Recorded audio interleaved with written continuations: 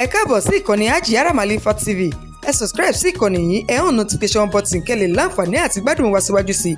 Àjọṣepọ̀ wa la fi lè ṣe àṣeyọrí.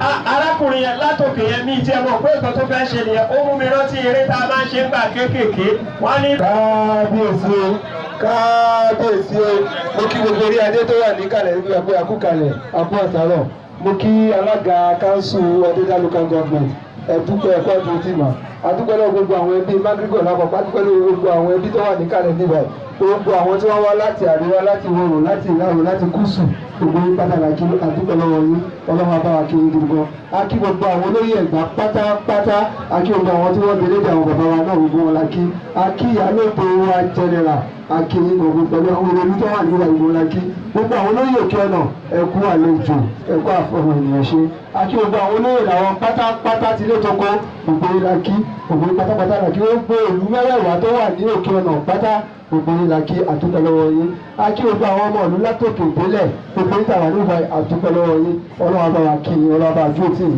ní báyìí a ti mú ètò yẹn lọ sí òpin báyìí mo rò pé akọ̀fẹ́ tẹ́nu lọ́kẹ́ ni a ti ń parẹ́ lọ síbi tí àwọn àgbààgbà tí wọ́n ti fẹ́ ṣe ètò oúnjẹ tiwọn so ẹjọ́ tó ti tọ́lọ́ ẹwà pẹ̀lú wa ẹ gbà á bá ṣe mọ́ ọlọ́wọ́ wà pẹ̀lú gbogbo wa àdúpẹ́ lọ́wọ́ gbogbo yín ní ìsìn a máa fún àǹfààní fún Lion Melody singer kí àwọn náà kọ́ wa bá wa táwọn èèyàn lára yá ẹ ṣe púpọ̀ àdúpẹ́ lọ́wọ́ yín á ṣe é ṣe yàn.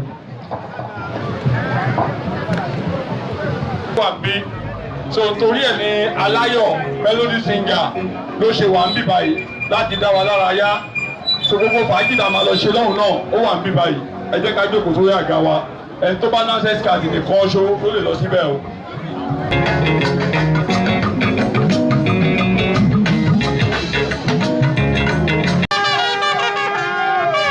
kí gbogbo àwọn èèyàn ní ojú wọn kó tó ní pé wọ́n tún tẹ̀síwájú nínú ìrìn àjò wọn torí bẹ́ẹ̀ mo tọrọ àṣẹ lọ́wọ́ kábíyèsí Ọọ̀ni ìrìṣà kí bàbá wa His Majesty Ọba Macgregor the one the kábíyèsí Orile Ilawo kí wọ́n sáré dúpẹ́ lọ́wọ́ gbogbo àwọn èèyàn kí wọ́n dẹ̀ bá a sọ̀rọ̀ láàrin ìṣẹ́jú méjì kí kábíyèsí Ọọ̀ni ìrìṣà kan tó máa tẹ̀síwájú ẹ ṣé.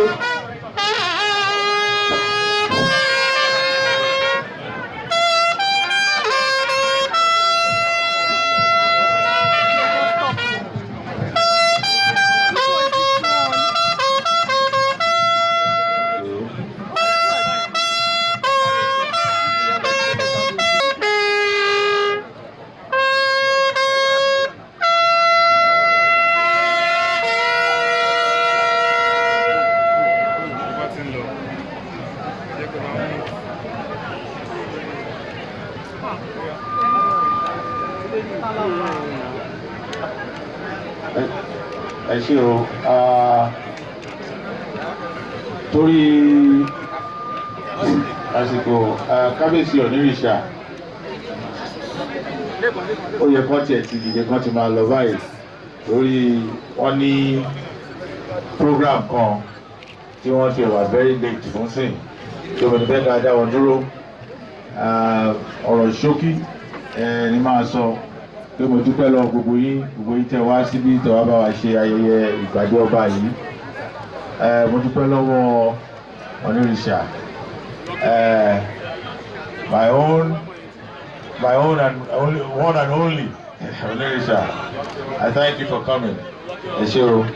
Àwọn dúpẹ́ lọ́wọ́ gbogbo àwọn adé ọba tó wà níbí pẹ̀lú àwọn adélé ọba tó wà níbí náà pẹ̀lú àwọn olóyè wa, olóyè Ẹ̀gbá, Lísà Ẹ̀gbá, Ọ̀tún Ẹ̀gbá, Ìyálóde Ẹ̀gbá, mo kí gbogbo yín o. Olúwo Òkè Ọ̀nà, mo kí gbogbo yín o. Mo kí gbogbo àwọn olóyè, àwọn olóyè tá a jẹ lánàá àtàwọn olóyè tá a jẹ lónìí, mo kí gbogbo yín. Mo dúpẹ́ lọ́wọ́ yín. Ìbẹ̀rẹ̀ ní lónìí ni ìbẹ̀rẹ̀ ohun rere tí Ọlọ́run fi hàn wá pé ká wá ṣe ní ìlú àwọn bàbá wa. Ọlọ́run á dẹ̀ fún wa ṣe, Ọlọ́run á fún gbogbo wa ní àǹfààní. Gbogbo rere tó ń bọ̀ aṣojú gbogbo wa o, gbogbo rere tó ń bọ̀ aṣojú àwọn ọmọ wa, á tiẹ̀ ṣojú àwọn ọmọ wa gan. Ṣùgbọ́n mo fẹ́ fi àsìkò yìí kí gbogbo wa ní ká má sọ̀rọ̀ jù torí program ṣe ìgbìmọ̀. Again, I thank the Imperial Majesty for gracing the occasion in spite of a very, very tight schedule. And he made it a point not to miss this. And that's why when we say blood is thicker than water, but today is a manifestation of that. I thank Oni for gracing the occasion. It's a beginning of great things to come. And by the grace of God, we shall all witness the greatness of God. Thank you once again. The program continues, but I will ask everybody to excuse His Imperial Majesty. He has to exit for now. Thank you so much. Gbogbo àwọn abẹ́ kí kábíyèsí àwọn Abẹ́òkúta club wọ́n máa ṣe ogun yẹn. Ẹ ṣé àdúpẹ́. Thank you. Blood you want. You are blood to blood. All right, photo, sir. Photo. Let's go back. All right, sir. Sir, photo, sir.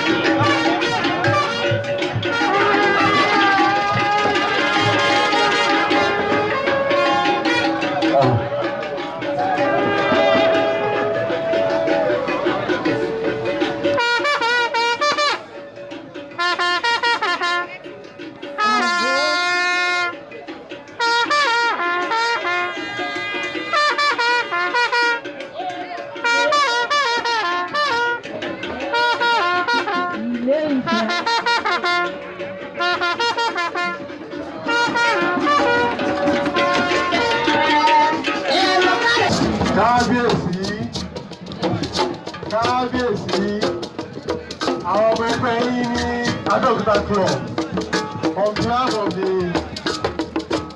president, trustees, elders and entire membership of the club, àwọn àdìrí fún àdéhùn ìlú. Àti ọdún tó ń bọ̀, àwọn àbáyé ṣe first year anniversary. A máa fi orin a máa kọ́ ní club, a fi yẹ yín sílé yìí.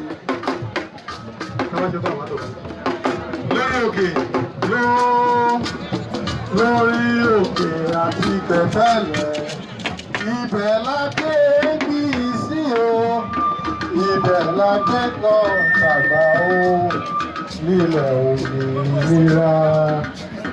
Èmi yóò f'Abẹ́ Òkúta ṣògo, mo dúró lórí Olúmọ, máa yọ orúkọ Ẹ̀gbá o, èmi ọmọ. Máyọ̀, máyọ̀, máyọ̀ lórí Olúmọ. Máyọ̀, máyọ̀, máyọ̀ lórí Olúmọ. Mi ò ní gbàgbé rẹ̀, mo gbé ọdẹ èdè ọmọ mi ní ìlú èmi yóò máyọ̀ lórí Olúmọ. Èmi ò yí fọ́tàn wípé ìlú olókìkí o láwa ìgbà máa yọ.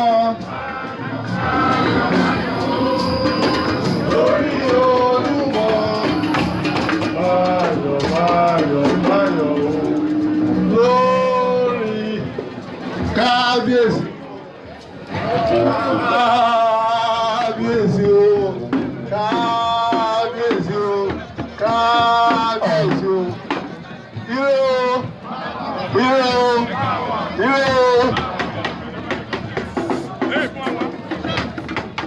ṣé ti ṣe tó ìṣẹ́jú mẹ́ta ló kù lẹ́yìn yìí ìṣẹ́kírì wọ́n wá láti ìṣẹ́kírì wọ́n wà á lè wá kó má wà á dá wa lára yá ó ṣe ìṣẹ́jú mẹ́rin ìfà mọ́mì kan wà mo fẹ́ rí ijó wọn bẹ̀ lára.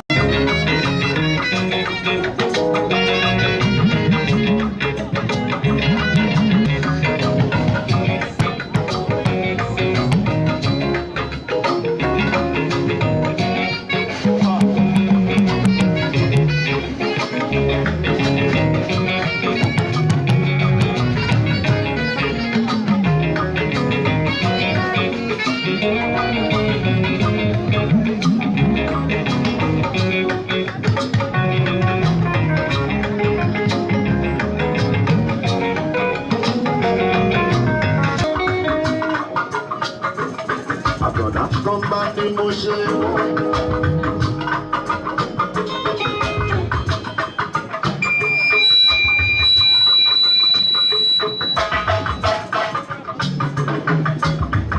Kọ́mbà ni mo ṣe.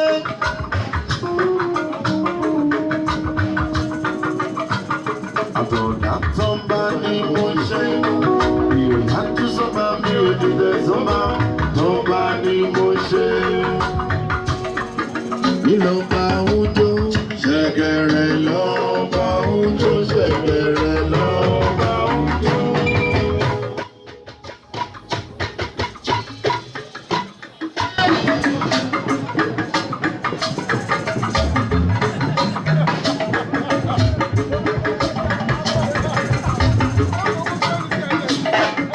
Ìlọ́ba oúnjẹ ṣẹ̀kẹ̀rẹ̀ lọ́ba oúnjẹ.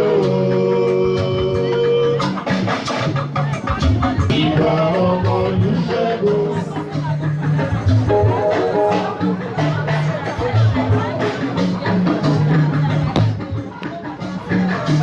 Ọba Olusegun. Ìgbà ọmọ Olusegun.